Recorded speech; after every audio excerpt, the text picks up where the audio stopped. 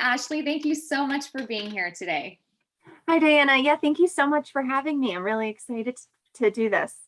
You are a champion for many people who don't necessarily feel they have a voice.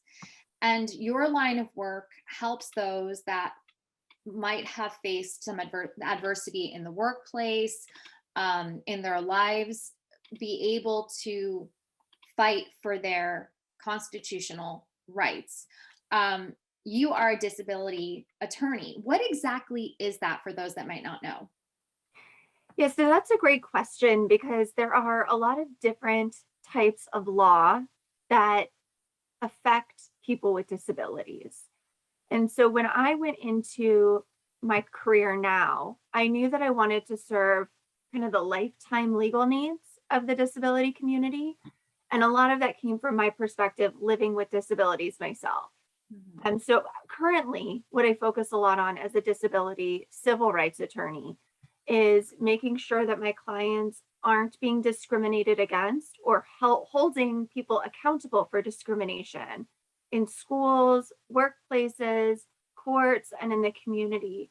And making sure that they have access to everything that their non disabled peers have access to, and that they also have the resources for things like disability benefits and all of the ways that disability can touch our lives. And you mentioned that you yourself uh, are informed because of your own experiences with chronic illness. Do you mind sharing what you yourself have gone through? Sure. So I grew up very athletic. I was a competitive figure skater for 10 years. I played volleyball at a pretty high level. And then when I was 19, 20 years old, I ran a half marathon. And 2 months later, seemingly out of nowhere, I collapsed in pain. So I had never dealt with health issues myself until I was like 19 or 20. And it took a while, as many of my fellow chronic illness warriors know, to get the right diagnosis, to see the right doctors. So I spent quite a few years trying to find that medical team that could really help me. Mhm. And through that, I also started graduate school for counseling people with disabilities and chronic illness. So I was learning about chronic illness while I was learning to live with it. Wow. And I think that was actually a really huge blessing. It gave me a lot of skills to kind of offer to my clients now, because they're like me, always adapting to something new. And so when I was in graduate school, I really wanted to focus on this passion of serving this community that is often dismissed by outsiders and can face a lot of gaslighting by doctors. And I was ultimately diagnosed after laparoscopy with endometriosis. And then after my surgery for that, I was like, why am I not feeling any better? And so it was really kind of demoralizing. So I went to another specialist. They did some more tests and procedures. I was diagnosed with interstitial cystitis, with these like Hunter's ulcers on my bladder, which are pretty painful. Yeah. And so at, 21, 22, I'm learning to use catheters. It was a whole new experience for me. My goodness. And I was like, how do I carve out a future where I'm able to care for myself while pursuing my passions? And so once I got out of graduate school, I worked as basically a therapist, a counselor, and I had a caseload of, 90 adults with varying types of disabilities, including many with chronic illness. And they were having a lot of legal issues, whether it be domestic violence, needing a personal protection order, or more disability related things. They had questions about disability benefits. And I kept trying to find lawyers to send them to. And I couldn't find lawyers that really could adapt their processes to someone with chronic illness who might need to do things like phone meetings. Obviously, this is before Zoom became a big thing, Mhm. from home rather than coming into the office because their pain is bad that day, Right. or lawyers that were willing to adapt the size of the text on their client information sheets so that somebody with a visual impairment can read it. And so I was like, you know what? I'm just going to go to law school and do it myself. And that's what I did. And, every day I live with chronic illness. That day where I collapsed, gosh, almost 12, 13 years ago, um, the pain has never left me since then. And the other symptoms like that affect my mobility, my ability to eat and drink, and all of these things don't go away. But my clients seem to really appreciate that. One, I'm open about my disabilities, Mhm. and two, that I have that perspective because a lot of lawyers don't. Yeah, no, it's very difficult, especially I feel like there's a turn of the page with social media, depending upon the groups you follow, that there is a compassionate network of people. But in the day-to-day living, it is very hard for others. It's a skill set, it's an emotional intelligence, and some people naturally have a knack for it. Other people have to take the time to develop it, or maybe they themselves have to go through something in order to be able to empathize. But that skill of compassion and, as I just used the word, empathy for others is not always there, especially when it comes down to a workplace, a school setting. So to and another thing that goes into it as well is it depends upon state to state, but depending upon the state you live in, like for example, endometriosis in some states is considered a disability. um, so it's important for those that have these chronic illnesses to be informed of what their rights are, if they are able to work from home, if they are able to get special accommodations versus missing days of work because they can't make a commute into the office, or they can't sit in a normal office setting from 9 to 5 and be in chronic pain. Are there things that they themselves are allowed to have based on their state's rights? So that's where someone like you really can help people figure out what they can utilize in order to make ends meet, make a living, not have their career or their schooling suffer. And it's a very difficult road.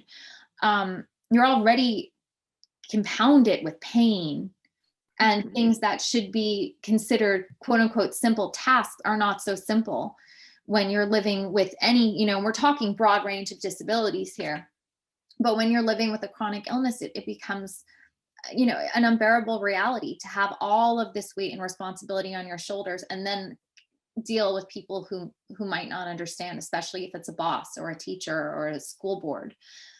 Very difficult. And I ask you, and obviously this is a broad general thing, this is not something that you can speak to specifically because you are in Michigan, and it does vary, but what what if somebody is, let's say, dealing with discrimination in the workplace, in the sense of they have endometriosis and they're missing work, but they're still turning in the work, but they might not be Mhm. able to be as productive. And they told their boss they have this, and they're noticing that there might be a difference of treatment towards them since they came forward with saying they had this illness. What is something that someone could do within their legal rights? Yes. So people with endometriosis are covered under the Americans with Disabilities Act. That act is intentionally written to be very broad because the disability community is very diverse. And even people with the same conditions could have different symptoms on different days. And so with endometriosis, the reason it's covered under the ADA and other disability rights laws, because there are many, um, is because it significantly impairs one or more major life functions. Hmm. So, what are major life functions? Things like eating, drinking, physically moving around freely, maybe going to work, grooming. Are you having difficulty standing in the shower because your abdominal pain is so severe? Things like that are always going to make you fall under the umbrella of the ADA. And the ADA provides very clear disability rights for you at school and at work. So let's say you're at work and that scenario that you just gave, Mhm. you're dealing with a boss who is perhaps getting irritated that even though you're meeting the workload needs, you're asking to work from home. Or maybe you have a surgery coming up and you're asking for, a few days off. And the boss is like, oh, you should just take FMLA. Mhm. That is always their first kind of resort. And Take that's FMLA, short term. and that's family medical leave, right? Okay. Yes, thank you. Mhm. So that is often used by women who are taking time after giving birth to care for the child, but it can be used for disabilities as well, and it often is. But it doesn't need to be the first option. I often see employers, especially, skipping over the first option of discussing accommodations at work. And accommodations, the word itself is a little bit misleading. It kind of implies that you're getting special treatment. Mhm. That's not how the law looks at it. That's not how I look at it. And that's not how, if you live with chronic illness, should look at it. Accommodations are removing barriers from a discriminatory environment. Maybe your boss doesn't realize these barriers are there, but they are. So, for example, when you have a lot of chronic pain, but you're having difficulty coming into work every day, but you're still getting the work done, an accommodation would remove the barrier of having to physically go into the office and instead allow you to work from home.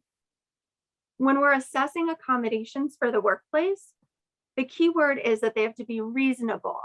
And many employers have a false notion of what is reasonable for an accommodation. But that all changed when COVID hit, Mhm. because then working from home became a little bit more reasonable. Right. So now I'm seeing a lot of clients that want to continue to work from home. Maybe they were even hired into a role that said it was a full-time work from home arrangement, but now everyone wants to go, quote unquote, back to the office. Mhm. And so we're negotiating accommodations to allow them to continue to work remotely. Right. So again, accommodations are removing barriers that are in inherently discriminatory environments. And people with endo certainly have the right to explore that. No, that's very helpful because I have heard people have shared with me that they've gone to their bosses and said, I need XYZ because I have something like endometriosis. And the response has been, well, if I do this for you, then I have to do it for everybody else.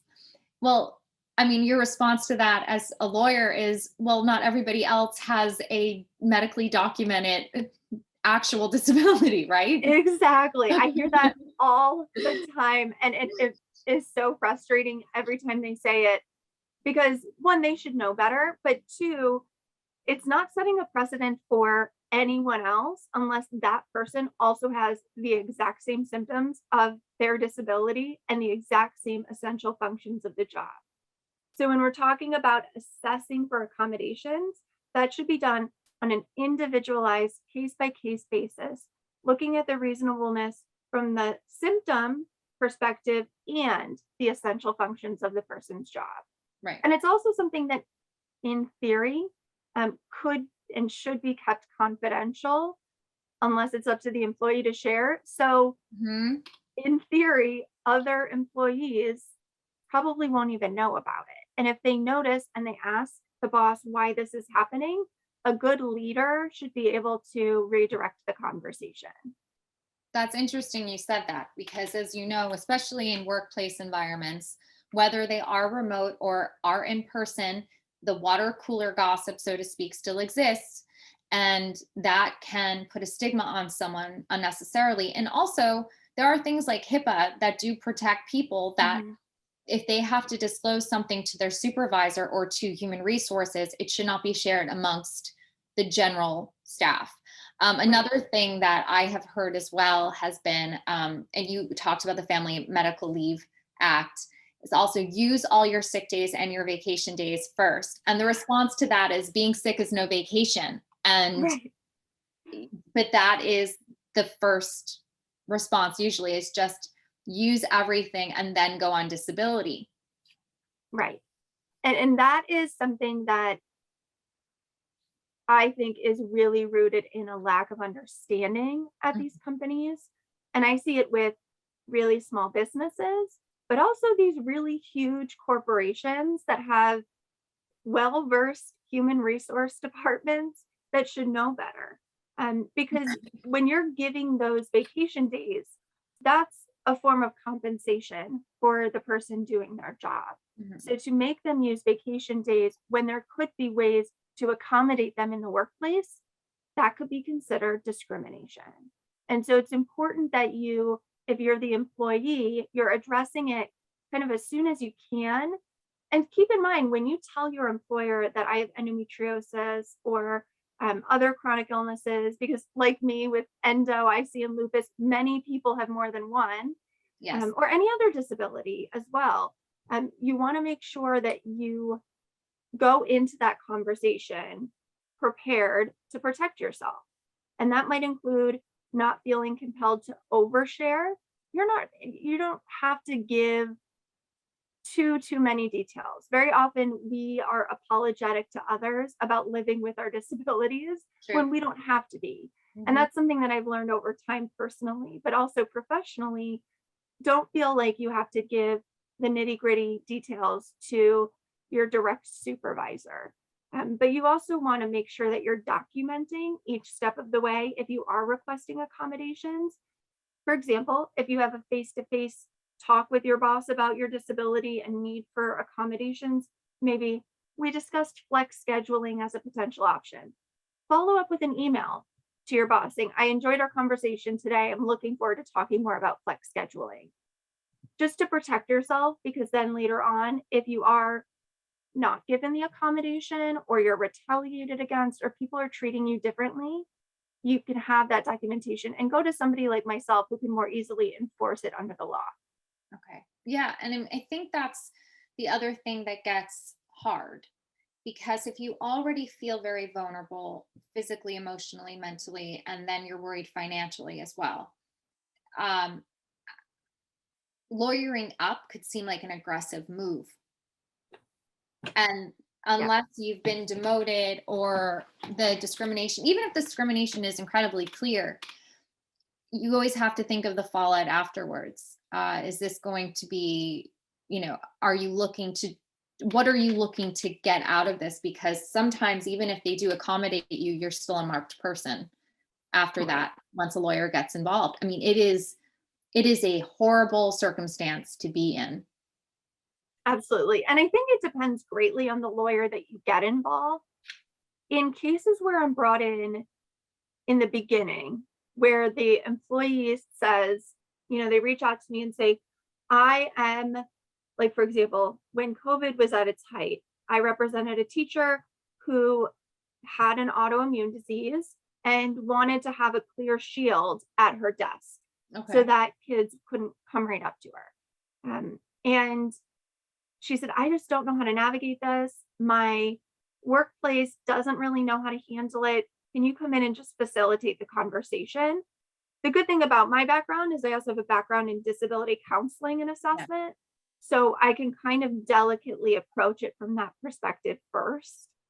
But then, even, if you do hire a lawyer, there are lawyers that know how to more delicately come in at the beginning and then totally treat the case differently if you're coming in at the end where retaliation has occurred, where the person's either being demoted Mhm. or harassed, or was wrongly terminated. And with that, I want to add just very briefly, even in states where you have an at will employer. So, like, for example, in Michigan, something that I hear a lot is, well, I can't do anything because I was fired and I'm in an at will state, which means they can fire me for anything. Mhm. That's only partly true. They can't fire you for discriminatory reasons. And so sometimes it's me coming in and just reminding employers, this is what we believe accommodations are right for this case. Here's how affordable they are to implement, how easy it is to implement them quickly. And even if the employer pushes back a little bit, oftentimes after that meeting, accommodations are put in place. And then I step away and everything is fine. Okay. It's only on really those especially heightened emotional cases where this has been an issue brewing for some time that it can get more aggressive. Okay. And if someone was wrongfully terminated and they were an at-will employee, there's still remedies, legal remedies for that. is there possible to try before, let's say, any kind of internal complaints are filed, arbitrations, lawsuits, because those are a bear. And usually during that time, people are unable to find other work because they are currently in litigation. It costs thousands, hundreds of thousands if it goes on for 2 years or so. It never really finds its way to a jury. Right. Yeah, settlements are not great to people think they're multi-million. That's not Right. not it. It's not a money grab. It's based on what you were making. There's so many intricacies and nuances to that, with that specific topic. So have you ever had a situation where someone was wrongfully terminated due to discriminatory practices and then was reinstated to their job and things went back to normal? Yes, I've had that happen. I've also had it happen where somebody is basically, they go back to the same workplace, but they go to a different department. Oh, And that is by choice because they didn't want to work around the people that had discriminated against them for so long. And they didn't feel as though those people understood or wanted to understand. So I have seen that. I have worked on cases like that. But I'll also say, to your other point about all of the options for remedies, there are so many that are free or low cost to hold violators accountable, but also to try to fix the situation before a lawsuit is even explored. right. So, when we're talking about your options, if you're discriminated against, like you said, disclaimer, check with a lawyer in your state, but you can report it to the EEOC. Mhm. You can report it to your state civil rights department. You could report it to, head of HR at your company more internally, or even the higher ups.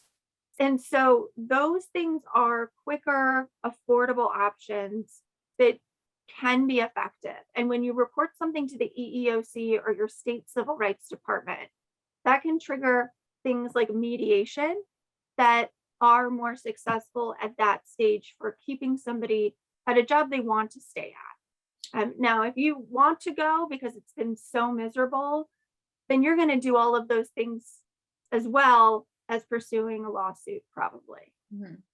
And with human resources, it's also important to know the workplace you work at and how human resources has treated things in the past, because there is sometimes in certain companies, HR works for the corporation. Their job is to protect the corporation and the corporation's bottom line. So before you go to HR, really know that this information could be used in some ways against you, and create a file to inform even those that are being discriminatory towards you, to their advantage. So HR can be, depending upon where you work, a very slippery slope. Yes.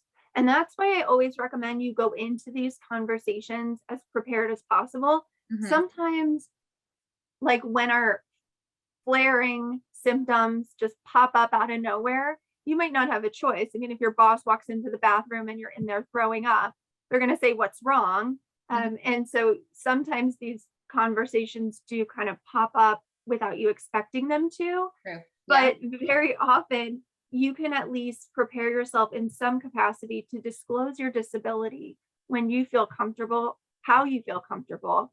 And it can be done in a variety of different ways, but I always recommend that you, at least, even if you don't know you want to use it at your workplace, have documentation for Mhm. yourself so that if it does come up, you can use it. And that documentation ideally would come from a vocational rehabilitation counselor.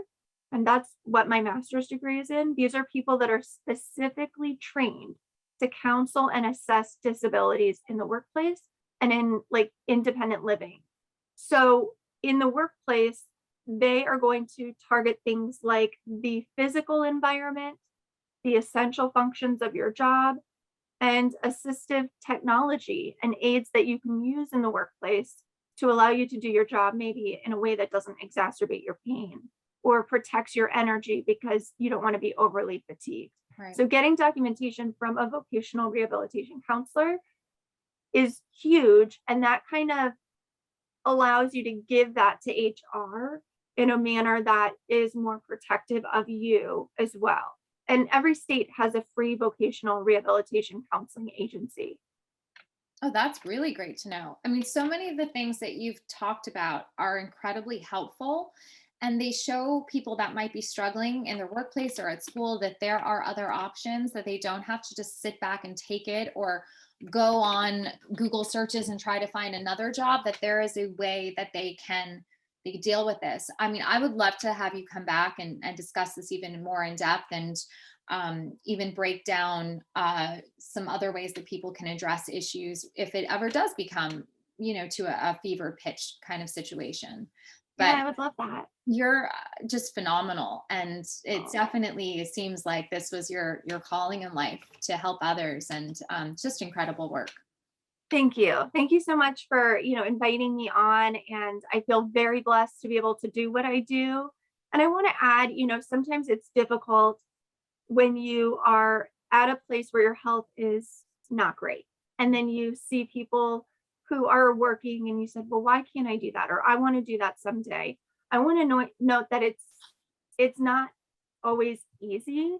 I still have days where I have really bad days and I work through it or I take the day off, but I have built a career where I can be my own boss Mhm. and take care of my health as well as my clients. And so I know for a lot of women with endo that might be watching this, they might feel like that's something I want to do. I've always wanted to be a lawyer. And if you do, please feel free to reach out to me because I take on mentees. I mentor people all the time. And even if you're interested in becoming like a paralegal or you want to be involved in the law in some way, just feel free to reach out. Oh, that's awesome. Well, thank you so much. Really, I'm just blown away. It's always inspiring and reassuring to know there are good people in this world, and you're definitely one of them, Ashley.